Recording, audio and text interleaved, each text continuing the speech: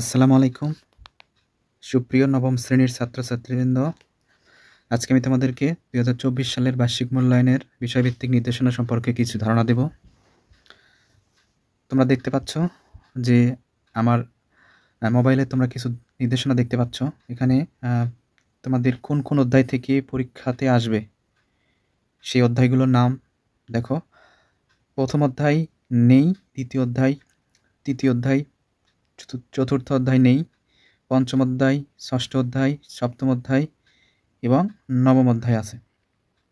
তাহলে দেখো তোমাদের প্রথম অধ্যায়ের নাম অনুক্রম এবং ধারা, সেটটাকে তারা বাদ দিয়ে দিয়েছে। ৩ নম্বরে আছে হচ্ছে লগারিদম, ৫ নম্বরে আছে বাস্তব সমস্যা সমাধানের সমীকরণ অর্থাৎ আর গুণন, অপনয়ন এবং প্রতিস্থাপন পদ্ধতি, এই সমস্ত অঙ্ক। ৬ এবং ৭ নম্বর ত্রিকোণমিতি সম্পর্কে যে অঙ্কগুলো আছে সেই অধ্যায়, এবং ৯ নম্বরে হচ্ছে বিস্তার পরিমাপের অঙ্কগুলি।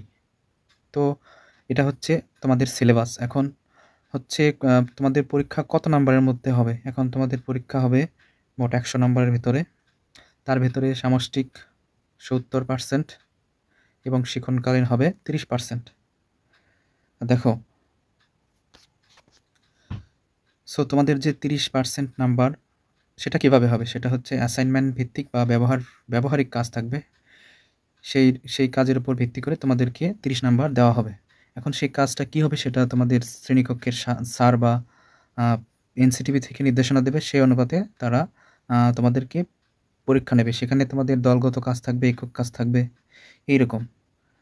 তারপরে তোমাদের যে লিখিত পরীক্ষা হবে সেটা দেখো কীরকম হবে। সামষ্টিক মূল্যায়নের প্রশ্ন ধারা হবে, নৈর্ব্যক্তিক প্রশ্ন থাকবে, বহু নির্বাচনী প্রশ্ন, এক কথায় প্রকাশ, সংক্ষিপ্ত প্রশ্ন উত্তর থাকবে। তারপরে তোমার থাকবে রচনামূলক প্রশ্ন।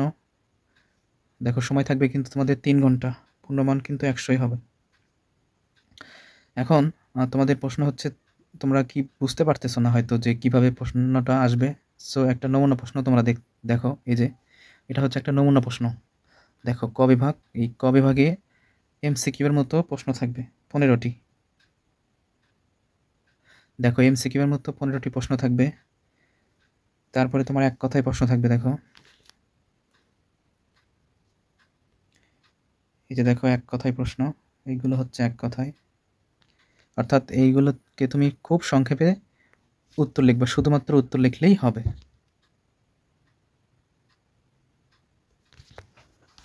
দেখো এরপর কিন্তু হচ্ছে খ বিভাগ। সো তাহলে আমরা বুঝলাম যে ক বিভাগে থাকবে আমাদের এমসিকিউ প্রশ্ন, নৈর্ব্যক্তিক প্রশ্ন এবং এক কথায় প্রকাশ। এখানে মার্ক কত থাকবে? এখানে মার্ক থাকবে 25, অর্থাৎ 15টা হচ্ছে এমসিকিউ আর হচ্ছে 10টি থাকবে তোমার এক কথায় উত্তর। সো এক কথায় উত্তর, এটাতে নাম্বার থাকবে 1 করে, তাহলে 25। তাহলে দেখো ক বিভাগে 25 হয়ে গেল।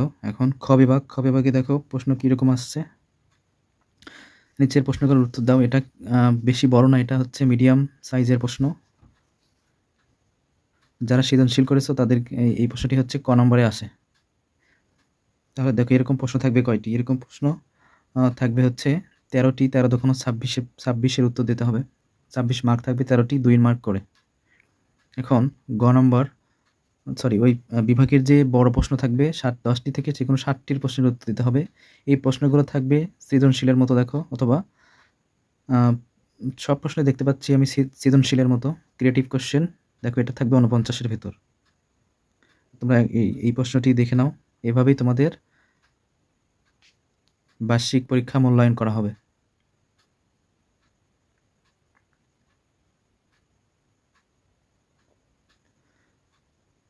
সো দেখো আমি আরেকবার তোমাদের প্রশ্নটি দেখাচ্ছি।